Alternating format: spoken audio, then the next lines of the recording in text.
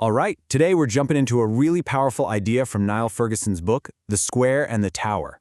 And what it does is offer this surprisingly simple way to understand the absolute chaos and constant disruption that seems to be our new normal. So let's just start with a feeling that I bet is pretty familiar to you. You ever look at the news, everything from politics to social movements, and just think, why does everything feel so completely off the rails right now? It's like all the old rules just don't apply anymore. I mean, just think about the last decade or so. The 2008 financial crisis completely blindsided all the experts. The Arab Spring, that seemed to just explode out of nowhere, organized on social media. And then you had Brexit and the 2016 US election, both of which just defied every single political prediction. Now, these aren't just random shocks. Ferguson argues they're actually all symptoms of a much, much older story. But what if this feeling of total chaos isn't new at all? What if I told you this has all happened before?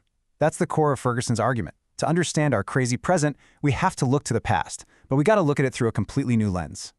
And that lens is the square versus the tower. The whole framework is brilliantly simple. Ferguson says that all of human history has basically been shaped by this constant battle between two opposing forces, and he captures it perfectly with the image of a medieval city. You have the big, imposing tower and the sprawling public square right below it. So the tower, that represents hierarchy. It's the top-down, vertically structured power that we're all pretty familiar with, right? Think of governments, armies, big corporations. All the power is concentrated right at the top, and the commands just flow downwards. It's a system that is built for order and for control. In the square, well, that's the network. It's the complete opposite. It's decentralized. It's messy. It's peer-to-peer. Information flows sideways, from person to person, not top-down. Think of your own friend group, the gossip in a marketplace, or, you guessed it, entire online communities today. It's spontaneous, it's chaotic, and it is incredibly powerful. And this contrast, it's everything. You've got centralized control versus decentralized connection, top-down command versus peer-to-peer sharing.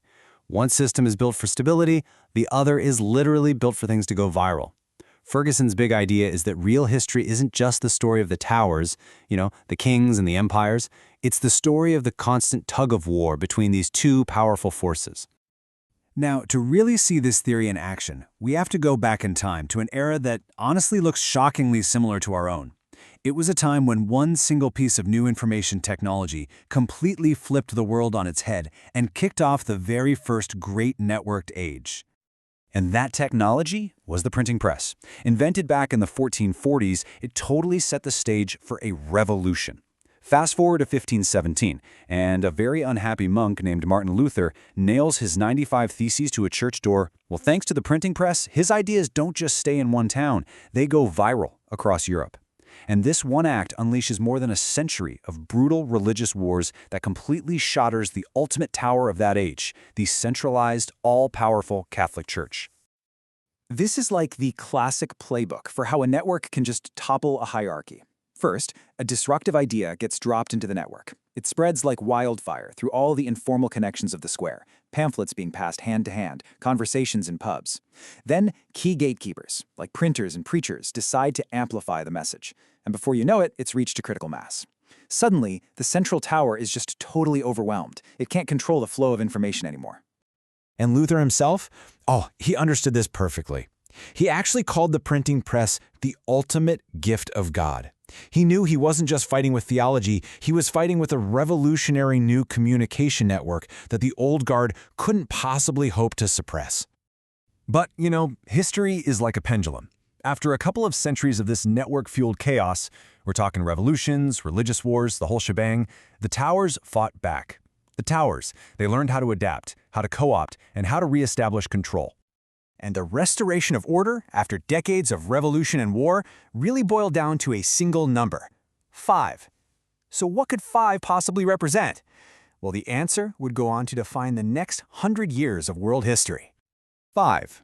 It stood for the Pentarchy, the 5 great powers of Europe that all got together at the Congress of Vienna in 1815. You had Austria, Britain, France, Prussia, Russia, and they deliberately created a new hierarchical order, a balance of power system specifically designed to stop any more continent-wide wars from breaking out. They rebuilt the tower, bigger and stronger. And for a surprisingly long time, it actually worked. For the next century and a half, hierarchies were firmly back in the driver's seat. Empires, nation-states, massive corporations, they all built a much more orderly top-down world. And here's the crucial part. They learned to take new networks, like the railway and the telegraph, and use them to strengthen their own hierarchical control. Which, of course, brings us right back to today, to the great unraveling, because we are now living through our very own networked age, and that pendulum has swung violently back in the other direction. And just like the printing press, it all started with a new technology. But the scale and the speed this time they're mind-boggling. In 1995, only 16 million people were online. Today, it's over 5 billion. The internet has created a network on a scale that humanity has literally never seen before. See, the internet created what network theorists call a scale-free network. Now, that sounds super technical, but in simple terms, it just means that some people can have a wildly disproportionate number of connections. And this structure is absolutely perfect for empowering insurgents and outsiders. It lets anyone bypass the traditional gatekeepers, the towers of media, government, and finance, and spread their ideas directly to millions. Ferguson applies this theory directly to the 2016 U.S. election. He writes that Trump's scale-free network based on viral marketing beat Clinton's hierarchically organized campaign. In his view, it was a textbook modern example of the square beating the tower. So that feeling of disorientation we talked about at the very beginning, the financial crises, the populist uprisings, the viral social movements, according to Ferguson, that is the sound of the square declaring war on the tower all over again. The supercharged networks of the internet are challenging every single established hierarchy on the entire planet.